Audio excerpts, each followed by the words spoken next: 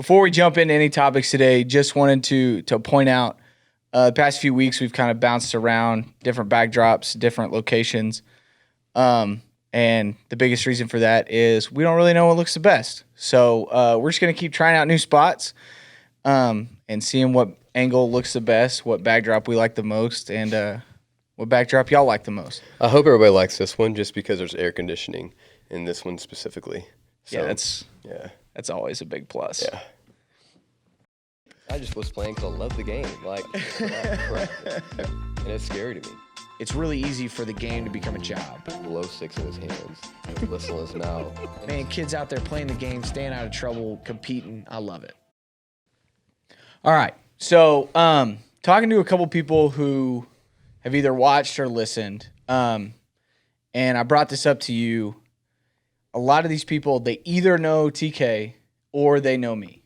Not many people either know both of us or know our relationship, our interactions, our background. We've kind of touched on it a couple times, but I wanted to present the opportunity for people who don't know who you are to kind of get to know you. So wanted to start today with tell your story, the Spark Notes, where you're from, maybe in a little bit more depth because we've talked about it. Yeah. When you knew you wanted to be a coach, how you got into it, where you've been, where you are, where you want to be. Yeah, so I can give, just the highlights of it so nobody gets bored. Borger, Texas, obviously, which is where, grew up, was born, actually born in Amarillo, but grew up in Borger, Texas, which is, 45 minutes north of Amarillo. So basically in the middle of nowhere. I think the biggest highlight is just knowing that what you see Friday Night Lights, small town, all that good stuff, that is what it is. Different world. Football truly is kind of all people really have there. And so it was special to grow up there. It really does make you appreciate the metropolitan areas as well, because you actually have, a Walmart and Kroger and stuff like that. But anyway. It's the little things. It's the little things. Yeah, it makes you appreciate it. But anyway, so I grew up there and, it was football, basketball, golf, baseball, and track. And Big hurdle guy. Absolutely not. Football was always kind of the number one. And so if you fast forward just to senior year, all I ever wanted to do was just play college football, or just football in general. It's all I really knew. And so ended up, senior year, got hurt. Best friend's the one that ended up, his name was Barry Brown, best friend, grew up with him since kindergarten. He's the one that actually got me to Tarleton State University. Literally stole my highlight tape from my house. Had no clue. I got a call at 11 o'clock at night, and there was a coach from Tarleton and said, hey, we want to offer you a scholarship to Tarleton. Where's that? Stephenville, Texas. Where's that? We're basically south of Fort Worth. Cool. Sounds good. Let me go wake my mom up real quick and ask her, hey, Mom, can I accept a scholarship to Tarleton State? Sure. Boom. Done. Go back to bed. Yeah. So that's kind of what took me to Tarleton. And then obviously, the reason why that all unfolded is because I was hurt. I got hurt my senior year in high school. And so I wasn't going to play. And then whenever I got to Tarleton, I was still hurt. I was in crutches and a boot for 2 years. Basically, nobody knew me. Everybody thought that I was a hurt guy that was faking it. Or the guy that just always had like a cast or a boot on his foot. And you fast forward to the point where the doctors, my sophomore year, were like, hey, we appreciate you spending $24,000 on a surgery, but it didn't work. Like, what the hell do you mean it didn't work? Okay, thanks. Yeah. And so I was like, well, what do I do? They're like, so you probably won't be able to really walk without pain in about 10 to 15 years. So that's kind of where we're at. I was like, so I'm not playing football anymore. Got it. Went and told the head coach at Tarleton, and he was like, well, what do you want to do? Like, I've always wanted to coach football, so I'll do that when I graduate. He's like, well, congratulations, you start tomorrow. Whole life change right there. So I went from basically being friends, best friends with players that were obviously our age or whatever, so now I'm coaching them. So I'm I guess at the time maybe 19, does that sound right? 19? Probably 20. 19 or 20 years old, and then now I'm coaching, these guys that are 18. Some of them are grown men. Yeah, 24 years old. Arthur Buckingham. Literally the guy that took me on my recruiting visit. I was now his coach. So I just had to mature really quickly. And now my best friends or my friends were 40 years old, 45 years old. They were the coaches there. So everything changed there. And just because of that, it got me a really good start just learning football. That's when Lee Hayes came in, most well known at installed the air raid offense at West Texas A&M.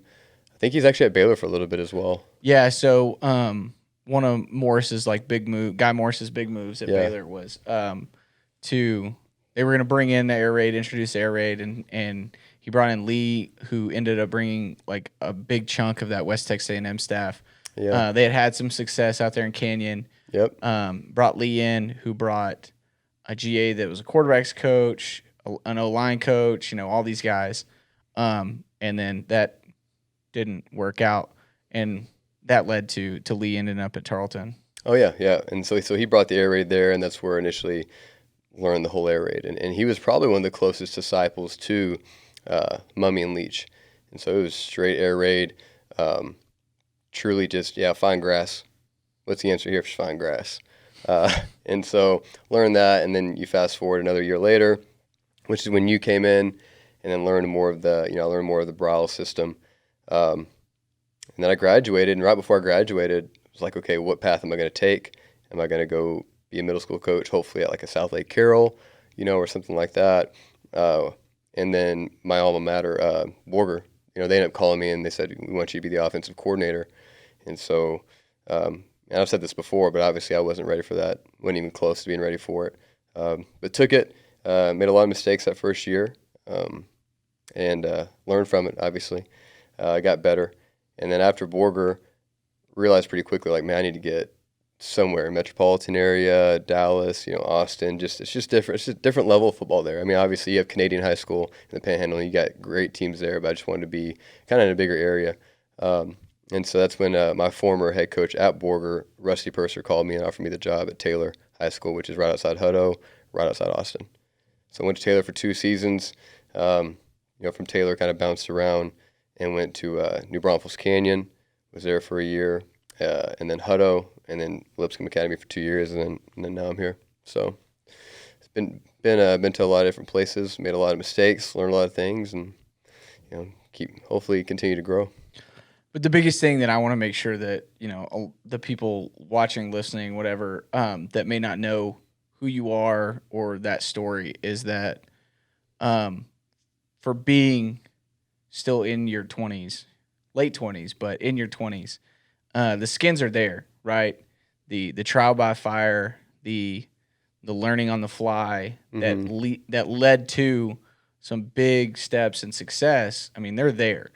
So you've been under a multitude of head coaches. Yep. With different styles, different approaches. You've been around a diverse group of athletes from one place to another, and all levels. Sure. Small 4A, big 4A, 5A, 6A, private school, all having their different dynamics. So the experience and the different environments have provided, I think, you with a lot of learning and a lot of educational tools that guys that are your age normally wouldn't have. Yeah. Just because of the vastly different geographical demographics, how diverse those were, it kind of led to learning experiences that are pretty unique. Sure, yeah. I mean, I think we talked about it before, but just, when you're going to a Hutto High School or a Borger High School, or even like a McKinney, the needs that those kids require from a mentorship standpoint, leadership, role model, all of the above, is totally different than like Lipscomb Academy. But at Lipscomb Academy, those kids still have needs, are just totally different. You know what I mean? And so you kind of have your private school kids that probably have both parents in the household. They've got a good environment. They live in, not tons of issues, but they have issues. They're just different issues than some of the ones to where you have a broken up household.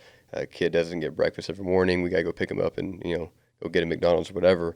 But I think that's what taught me was like, I always had in my mind like, man, you have these schools to where if it's a private school, these kids don't have any issues. They've got it made, and just totally different perspective. You know what I mean? And those kids, I mean, they do have a lot of privileges, just like everybody does. But at the end of the day, every kid has needs. I think it's important that you try to figure out what that is and fulfill it. And it's been a good experience, just kind of being able to go to those different places and see just all the different variations of these needs that the kids kind of require. For sure. Yeah. And I think that's kind of part of the yin and yang here is that Yep.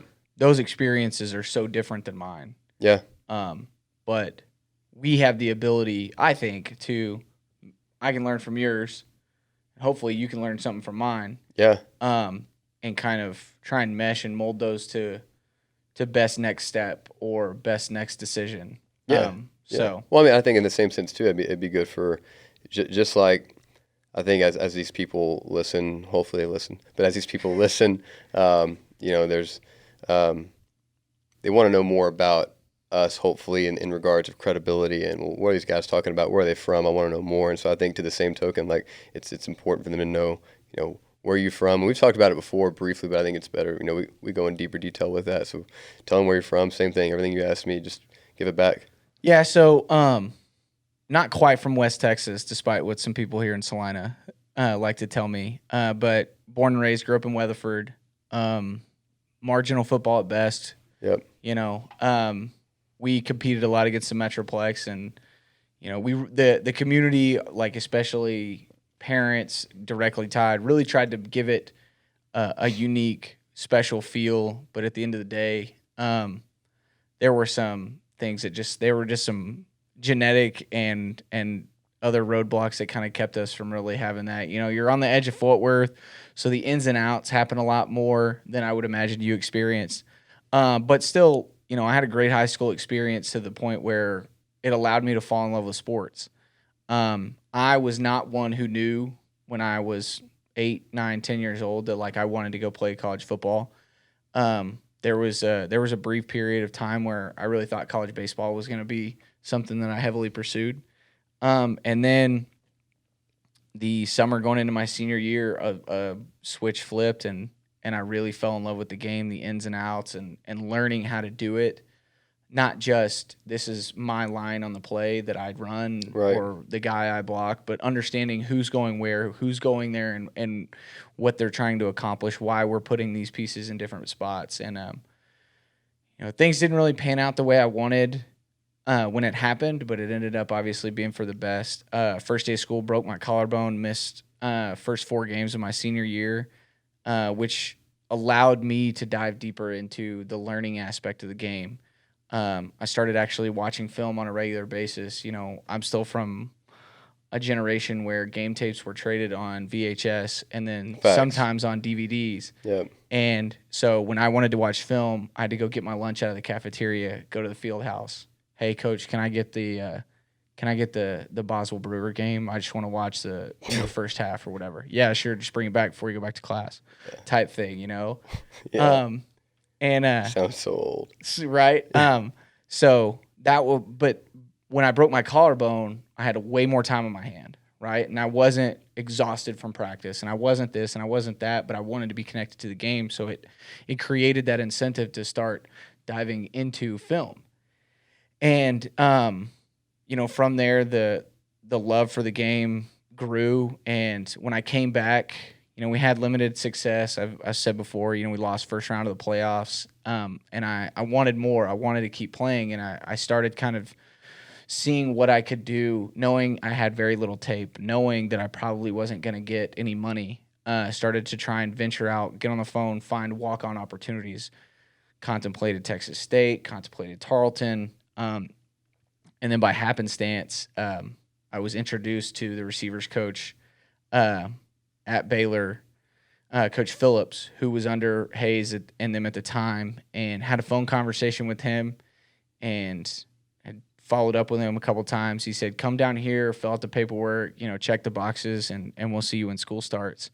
So got into Baylor and ventured down that road, and it took about 2 weeks, and I was like, these guys aren't going to be around much longer. Yeah. So everything from that standpoint, I took my redshirt year as learn as much as you can on how to gain weight, how to lift, how to do those things, and then learn the offense when the next Right. guys get here. And Coach Bryles showed up, and Little did you know who was showing yeah, up. exactly. You know, there was the Larry Fedora rumors and the Mike Singletary rumors, and then all of a sudden this guy that I had watched during my childhood beat the crap out of my hometown comes up from Houston and literally changes my football life. And you know, I've said it on here before, but I'll ride the Baylor coattails as often as people will let me, and to as many jobs as it'll help me get. So learn the game there.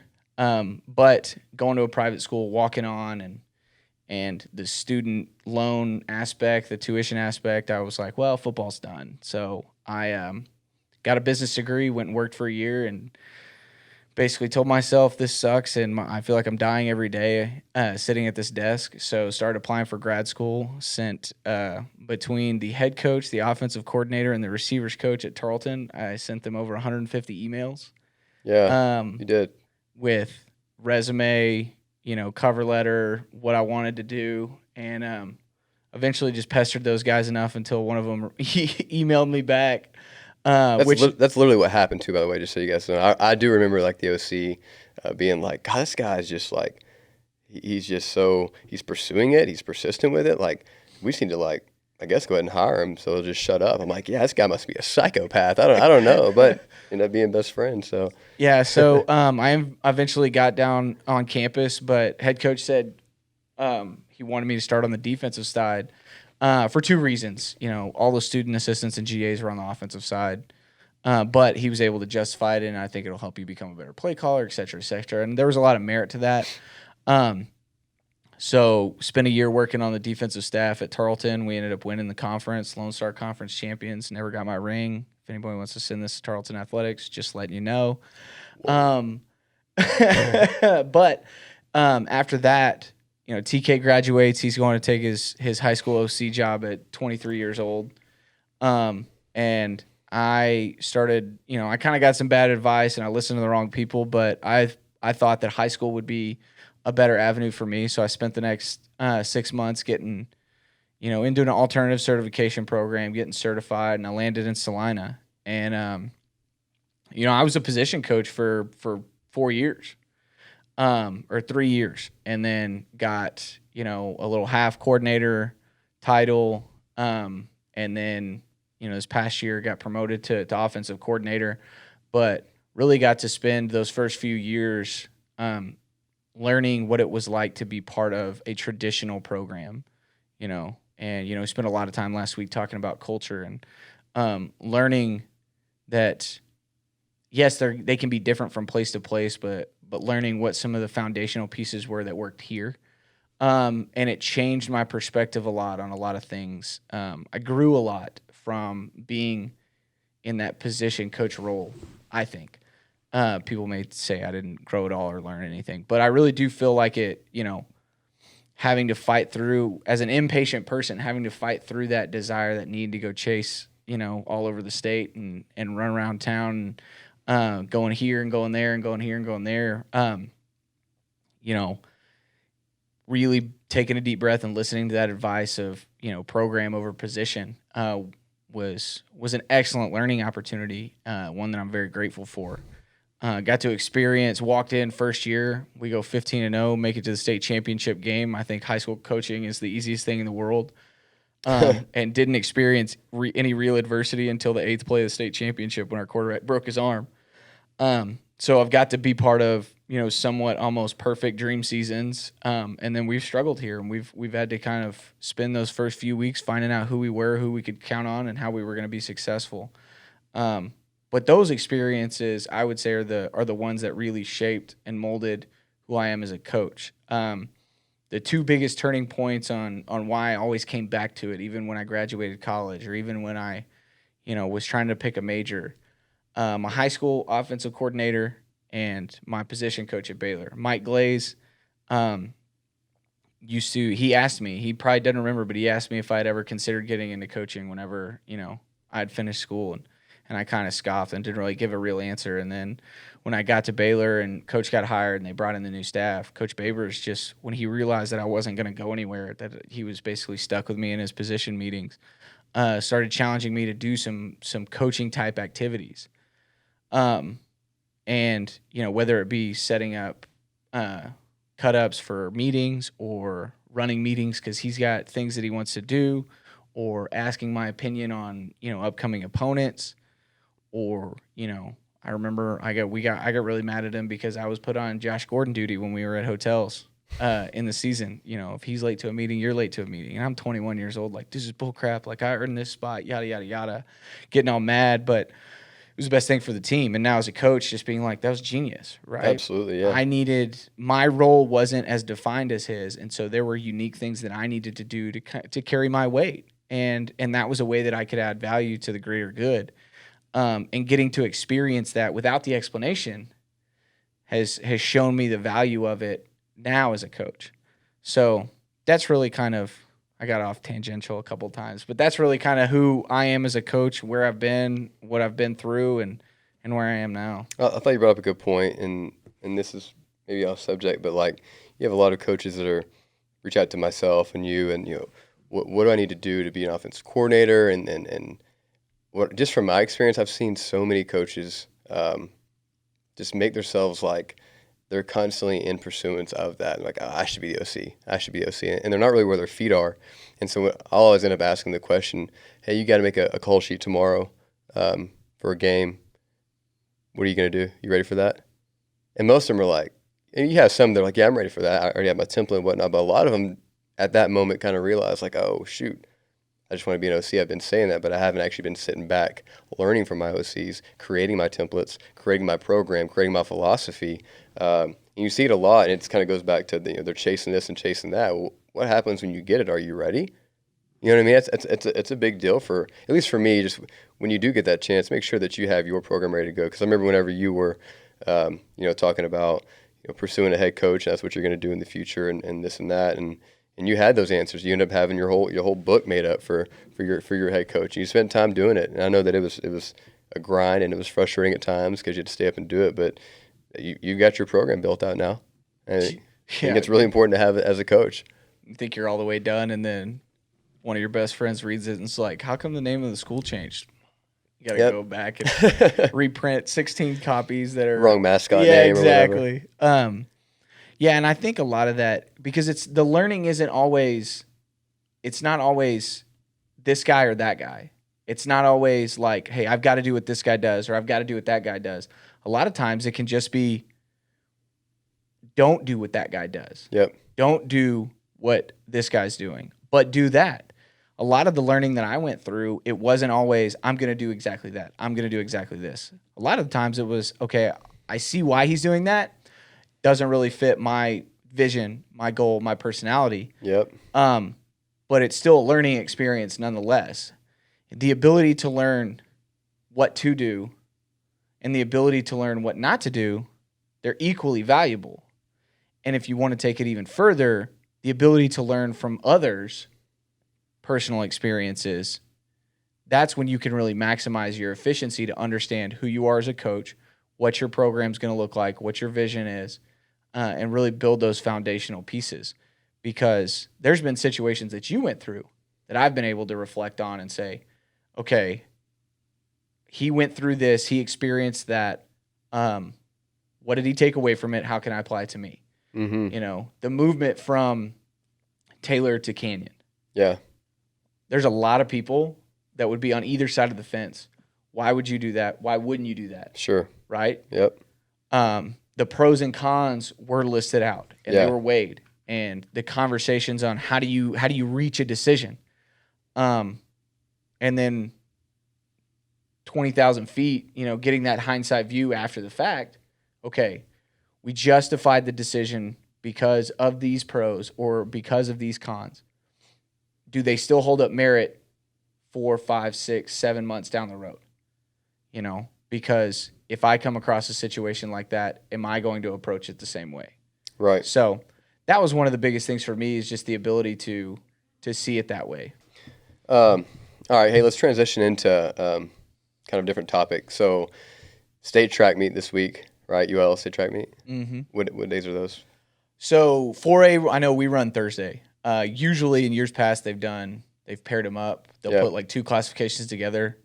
This year, it's structured a little bit different because of COVID and things of that nature. Got it. All I know is when our kids run. Gotcha. Well, so I just wanted to ask a quick question, just in regards of like two-sport athletes. You know what I mean? And so, with that being said, I know it can vary from like a 2A, to a 6A, but if you've got two different situations, say if you got one kid that's, great football player, very good, could end up being Division II, Division I, whatever, and he also is a starter in, basketball. Vice versa, same thing. Kid plays football, he's really good, could be Division II, Division I, and he might not ever play basketball. He might not ever step on the floor unless they're, over, beating the team by 30 points. Do you kind of treat those situations the same? Do you try to pull, and I don't want to say you pull the kid, hey, you should just focus on football alone, based on if he's a starter or if he's not, but just kind of interested in your perspective on that.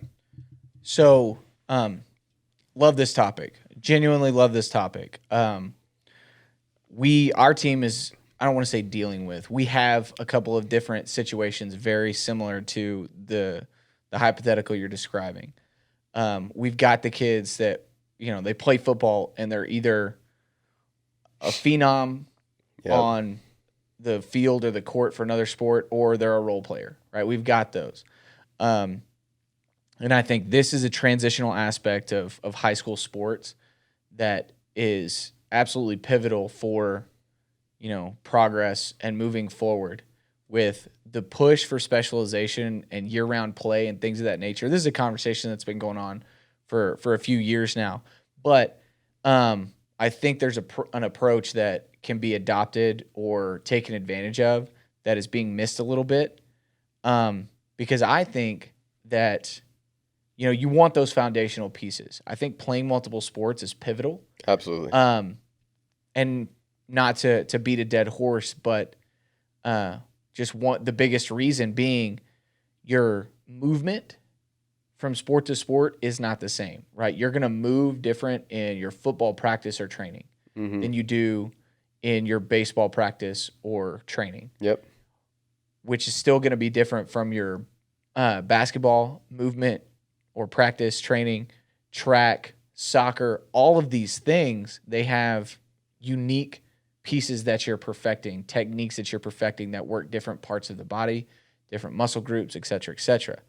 And we know the argument about when you only work one thing year round, it becomes one of those situations where you can overwork one aspect, or by only working one movement, these other pieces start to lack. And so you're all around. You're a linear athlete, but, per se. Right. And so you become underdeveloped in certain aspects, and you can overtrain others. So just from that piece, it's absolutely vital. But I do think that the communication and the conversation between head coaches, position coaches, assistant coaches, parents is where we can really smoothly transition into modern day high school athletes.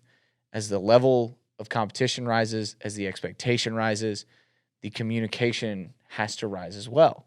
You've got to be able to build those relationships where you can find that balance. If you've got a guy, even just from a baseball standpoint, we're in the middle of baseball. You got two guys, and they don't even have to be different level players. But one is they both play football, and one's a pitcher, and the other one is a position player. Well, their strength program, their off-season program, their football work, those aren't even going to be paralleled because of their game day restraints or requirements for their baseball position. So I think it's absolutely pivotal that they play multiple sports, but they have to play multiple sports with the communication aspect in play. Yep. You've got to be able to talk through those different scenarios, those different situations, and you've got to be able to have those communication pieces that allow you to build the best program for the kid. Right. Reflecting on my time at Baylor, Kazkazadi, I've mentioned him before, but obviously there weren't a lot of multi-sport athletes when we got there. We had a couple, but not a lot. But what they did a really good job of was verifying what level of athletic progression you were in as an athlete. And then you've got your foundational program for the offseason, and then you've got the subsections of your different levels or tiers. This guy does this well. This guy does that well. This guy needs to focus on this. This guy is almost maxed out his athletic potential. Yep. And it changes your training. Well, you can apply that same thought process to preparing a workout or off-season structure, in-season structure for a high school athlete. It just takes a little bit more communication. Takes a ton, yeah. I mean, and you guys obviously have, a lot of guys getting recruited, and does that make it a different perspective? Like, for example, I know you got a quarterback that's getting heavily recruited. I think he's actually already committed to OU, right? Yes, for baseball. Yeah. And so, I mean, is that different with those kids who are getting recruited, spring football getting recruited, baseball? I mean, do you handle it any differently or no? So I knew this kid was good at baseball when he was in junior high. I didn't know how good. Yeah. And he commits to OU as a freshman. And immediately, Dad calls me, hey, let's sit down and have a conversation. I can go one of two ways, right? And this he hasn't even walked the halls of the high school yet. We're into two-a-days of his freshman year. He's good. And and Dad just tells me that, we as a family want to make sure that you guys know that we're all in. There's no cutting corners. But because of the high level at which he does this, yeah, we want to be able to communicate, take care of his body, things of that nature. Yep. And I'm all for it. Hey, if you can be trusted as an athlete to do things a little bit different to where it doesn't have to be cookie cutter, everybody fits into these exact plans. If you can do that, great. Let's talk through it. Let's figure out the best approach, and let's keep that communication wave open. Yep. And that's what we did, and it paid off dividends. He's still a teenager. He's still going to have those moments where he, it's a little tighter than it might actually be type thing. Yep. But for the most part, a kid that's competing, playing, and performing at that high of a level, they're going to know their body. They're going to know what their requirement is, Yep. right? If a Big 12 baseball program is telling a 14-year-old, hey, come play for us, well, then he's probably already shown some level of work ethic that can be trusted. Yeah. So let's take advantage of that. Yeah. And I think that's where it's had a positive impact on everybody else in the program. Yeah. And it's been something that we've really been able to take advantage of, I think. Right. No, I think what gets me frustrated, I've seen, how some coaches handle these situations with a kid. Let's say the kid does track, for example, and he's good at track, but he's also committed to, Ohio State. He's been committed to Ohio State. I'm not saying that those kids that are committed somewhere are big-time athletes, that you treat them like extremely differently, but they are different. And it's like you see all the time, or at least I do, some of the old school coaches that are like, well, no, he needs to do everything that we do. Otherwise, he's not going to run in the track meet. Like, okay, well, let's relax real quick, okay? Are you telling me that if you don't run him, the next person's better? Absolutely not. So we all want to win. So just kind of get off your high horse. Understand this kid probably is doing things like you said. He's probably training outside the facility. He's doing other things, and it's just different for him. It's a little bit of a different situation you got to handle. At the end of the day, if he's going to make your team better, if he's doing the work, I think most of the kids in high school realize with student athletes like that they are a little bit different, and you don't need to treat them completely special, but you kind of have to have those different, accommodations. And the most important thing probably is just being on the same page with every coach on staff. So whether it's going to football, the track, to baseball, every coach is like, yeah, we're going to make it work. We're going to handle it versus no, he comes to my sport, he's got to do everything the exact right way. Okay, well then that's exactly how you don't get that kid to play your sport. Yep. That's how you run kids off for sure. 100%. Absolutely.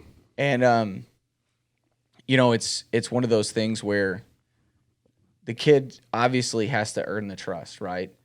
But if his actions are paralleled with the competitive expectations, the training expectations, just because he's not doing the exact same workout doesn't mean he's fighting or bucking the system, doesn't mean he's being detrimental to the program. It just means that his tray's a little bit more full than some of the other kids. So his preparation and his program has to be a little bit different. I mean, this was summer of 2019 that all those conversations happened, and as a sophomore, he's thrown 4 no-hitters, on top of It's pretty decent. still coming to off-season workouts, still being around the team, communicating, setting, raising the expectation that I have for him, that his position coach has for him, all while going out there and competing at an elite level. Sure. So, those are not the kids that you want to run off by any means, like you said. You just got to make sure that you're being cognizant and aware of, where their body is, what you have to do about it. And as long as they're showing you effort and investment, the flexibility is what's going to allow you, like I said, to transition into that modern day, more multi-sport successful athlete. Sure. Yeah, absolutely. And kind of segueing into recruiting, I think they just opened up basically, or allowed college coaches to start kind of going back to high schools and recruiting. Thank God. By the way, I love that. And so, where I'm currently at, McKinney High, they're very well known for having a really good, help and aid in recruiting and getting kids, out to colleges that they want, and they put out really good numbers every single year. And so, kind of express, how you guys here at Salina handle your recruiting and some of the things that you experience. So Salina has really always been, from a high school football standpoint, it's been a brand that people know. But that doesn't always mean that we're just pumping out collegiate athletes nonstop. Sure. And there's a lot of different factors into that. We're used to seeing coaches come through, talk to our kids, and we're used to having a couple of kids, maybe 1 or 2 end up signing with an FCS or Division I, but we're used to having a couple of Division II kids go play somewhere. But with the gap from COVID to now, a lot of our varsity kids are a little bit out of the loop on what the expectation, how that communication is going to go. And I feel like we're in a real transitional point. Like you said, everything's opening back up. I mean, SMU is hosting a mega camp that's got, I think the last I saw, there was going to be 54 collegiate staffs there from Division II to Division through Power 5. Yes, 54. So everybody's going to wear masks? Right. I'm yeah. joking. 54? 54. All the way from Midwestern State all the way up to Washington State, Pac-12. 0 to 100. So wow. you're getting all gambits, and it's a multi-day camp. They're going to have a lot of sessions. But the one-on-one or the in-person or the coach-to-player recruitment aspect has been so different and disconnected from last March to now that a lot of these pieces and a lot of these communicative things are missing, I think. And just reflecting back to our time at Tarleton and some of the different situations and conversations that we had, I mean, I remember there was a 6 to 8 week run where we're rolling out the red carpet every week, and Tarleton was still Division II, but uniform set up in locker, edits on the Jumbotron, blow up tunnel for them to walk onto the field for, all this timing thing, all of these things, they were really important. Kids haven't been on campus in a year. Yeah. So you're missing all that piece. You're missing all that relational piece of the recruiting. And I think it's something that, I'm saying this as a high school coach, but I dabbled in college coaching for a little bit. I played some college football. I think it's a huge piece that's being overlooked. And guys are going to miss out on players. Guys are going to miss out on opportunities if they don't get back to that relational square one. Some of the best recruiters in the country are going to be the ones who have fostered and built positive relationships. Yeah. And that's not anything new, but it is missing because you've had to be unique about it during restrictions, regulations, lockdowns, et cetera, et cetera. You've had to find different ways to build those relationships. Is it through a high school coach? Is it through social media? Because you're not getting that person on campus. Because if you try and go from, hey, this kid's on our radar, we've offered this kid, and you've never met him, you've never talked to him, there's a gambit of issues that come up. You may think, hey, we offered you, so like we've got a good relationship, and you start trying to joke around and neg the kid as far as like, kind of poking fun at him and things of that nature. That kid doesn't know you. Right. He knows your Twitter handle and he knows where your school is. Sure. But if you haven't been fostering that relationship, you better make dang sure that you build it before you start trying to supersede to that friendship aspect that a Absolutely. lot of coaches can take advantage of. I don't know. There's just been some situations that I've seen where, some college staffs aren't spending a lot of time on that personal relationship building. They're just saying, "Hey, you're good. You could play for us. Right. So we must be best friends." Yeah. And that's not how it works, no matter what type of hurdles or restrictions you've had to deal with. Yeah, I mean, I think the biggest thing that I've seen in the last few years, so everywhere I've been for the most part, I've been the recruiting coordinator. And I've seen less and less relationships being built from the college coach to the high school coach, and they're just bypassing it. And so, like, all the kids that I've ever, helped get recruited, the one thing I tell them all the time is like, hey, go ahead and tell everyone these coaches, that follow you, hey, appreciate the follow back. Keep it short because they don't want to read a paragraph. You know what I mean? Thanks for the follow back. Here's my recruiting coordinator's number, / he's our offensive coordinator, whatever.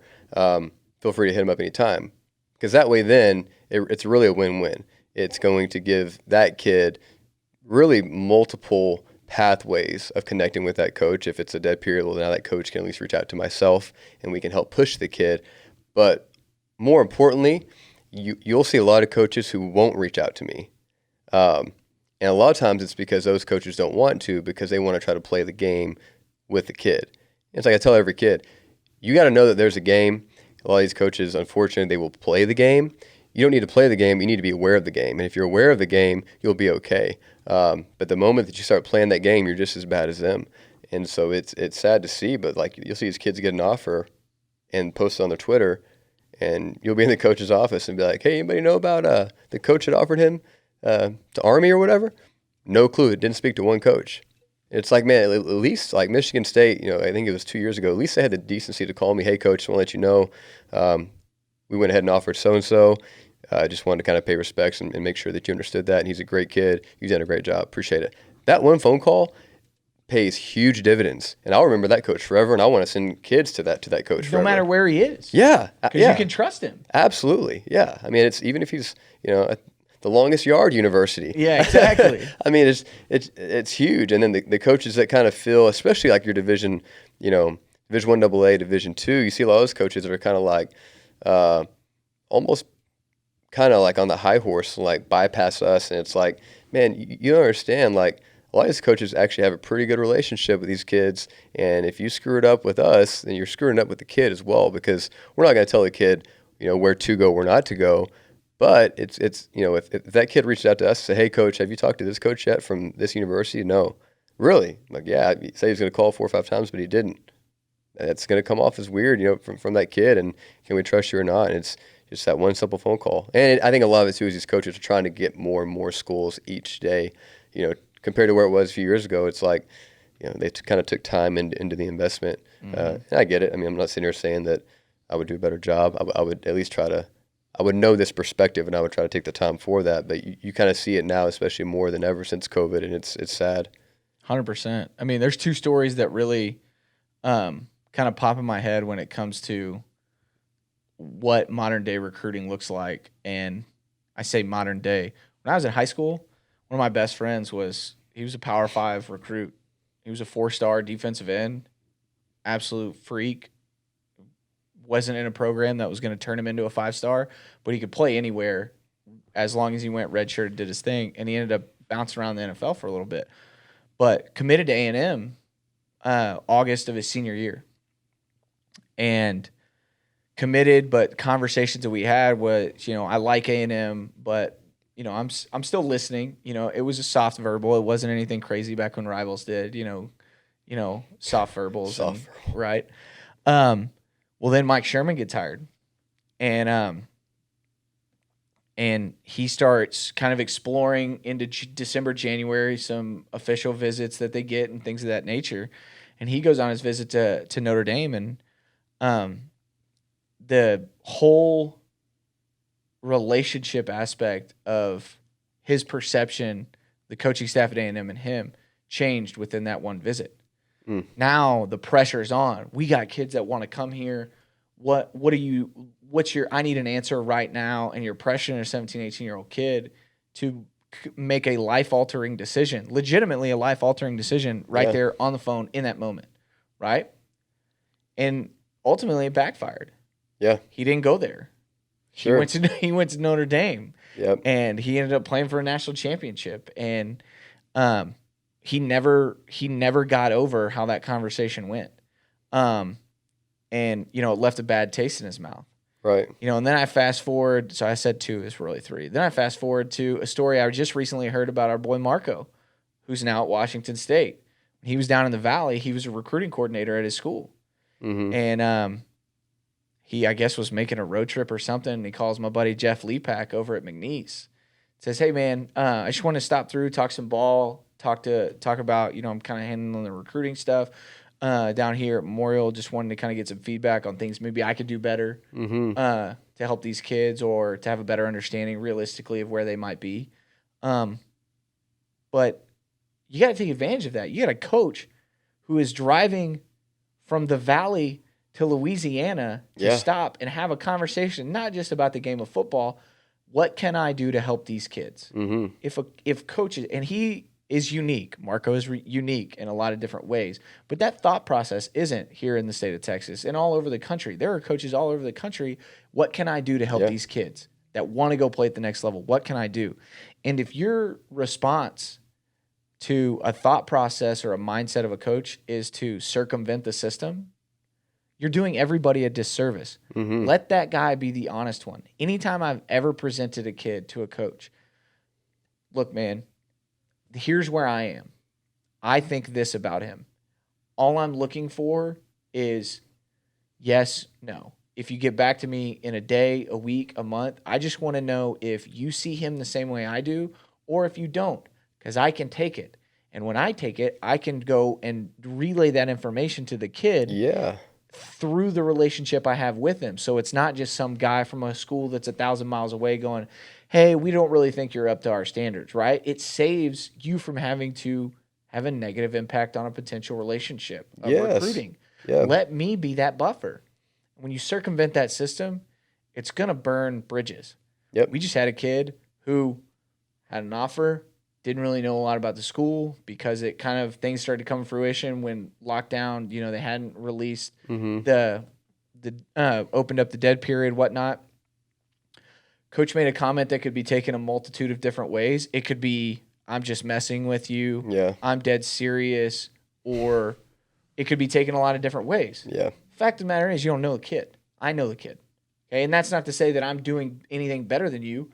I'm just around him every day. Yep. And if you jump straight from not knowing a kid to assuming that you have some great relationship, you're going to mess it up. Yep. It's just fact of the matter. So if you start making these supposed to be comical comments and you're talking about a recruit, here's what's going to happen. If he takes it the wrong way because y'all don't have that relationship, you didn't just burn the bridge with that kid. You just burned it with all his friends, if he's got younger siblings, if they've got friends.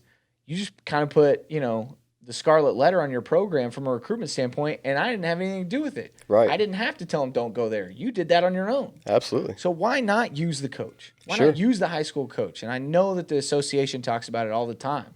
Yep. Wager down at Martin, he loves to tell people that, the uncommittable offer, right? He had a couple kids get those a couple years ago, but they circumvented the system. Yep. So he called the coach and said, well, he's going to commit. Well, coach, you shouldn't have offered him then. Yeah. And put the pressure back on them. It's the dumbest thing I've ever heard in my life, by the way. I know. But I mean, just recently too. Again, going off on a tangent here, but there was a coach out in Tennessee, at a university there in Nashville, Coach Jones, my guy, and I think Lepek's there as well. Bandy? Oh yeah. Yeah. And I simply reached out to him last week about one of our players at McKinney, a very young player. I was like, man, just tell me what you think. And I literally said that way, I can feel more confident reaching out to some of these P5s about the kid. Or, if you tell me like, you know what, hey, he's not any good. Cool. Well, you just say me maybe from looking like an idiot. I don't know. But long story short, I reach out to him. He ends up sending me like multiple texts, like of people within the building of what they thought. Great hands, moves well, great frame, like more than what he even needed to do. And like now I want to send every single kid to Vandy. 100%. I mean, and you're talking about a program too that has been struggling for the last few years. I'm like, you know what? Everybody, you go to Vandy right now. Just because like taking that time, that little bit, maybe it took 5 minutes to text that up, like that means everything. And maybe we sound sensitive as coaches. And I get it too. There's kids on the flip side that are doing the same thing, just as dirty, to the college coaches. I'm not saying it didn't happen that way. It's a two-way street. But it just in regards of the Texas high school coaches and coaches in general, you create that relationship, you will have a way better chance of having a continual pipeline to the school. And I think just to piggyback off of that, yes, there are kids out there playing the game a little bit too frivolously, burning relationships with college coaches, trying to pull one over on them. Addicted to recruiting. But you know who's probably going to have a good insight into that? The high school coach. And if you build the relationship, they're going to be the first ones to tell you. How many different high school coaches have we ever heard? I heard Kaz say it when we were at Baylor, talking about guys when they'd come in and ask about their NFL draft stock. I'm not going to attach myself to a kid I don't trust. Sure. I'm not going to do it. I'm going to tell them exactly how it is. Absolutely. Which allows us to foster our relationship with the coaches. It allows the coaches to trust us, but it also continues to reaffirm that, hey, kids, guess what? They're going to ask me, and I'm going to be honest. And if you want me to tell them good things, do good things. Yeah. So now we can just reconnect those dots back full circle where the onus is on the work. That's right. And no matter who gets addicted to recruiting, no matter who tries to burn bridges or play the game, right? If you're upfront and honest, and it's relationally based, 9 times out of 10, 99 times out of 100, good things are going to happen. Kids are going to end up where they need to be, playing the game that they love with an opportunity to get an education. Absolutely. So I don't know how to wrap it up. I just think that for me, we see these kids every day. We're around them all the time. Trust us. Yeah, well, I would wrap it up saying it's no different than what we tell the kids. So I tell the kids all the time, from a recruiting standpoint, hey, let's say the kid's got 5 offers, P5, and a Division I AA coach walks in. I tell that kid, hey, you treat every kid as if he's Nick Saban. Because he could be a Nick Saban in 5 years. He could be a Nick Saban in a year, and then he remembers how badly you treated him. Like, screw that kid, I don't want him, right? And so it's kind of the same thing. If those college coaches don't treat us with respect, obviously we give them respect first. Two-way street there, sure. Right? But if they don't do that, well, you could have just ruined a relationship because now that coach could be the Nick Saban. It could be a Todd Dodge. And now he's got kids rolling out every single year, and he's going to remember that college coach forever. I'm like, no matter where you go, I am not going to send my kids to you. And so now that coach is screwed up every university where he might potentially go to. 100%. So I guess it goes back to the golden rule. Treat others the way you want to be treated. Absolutely.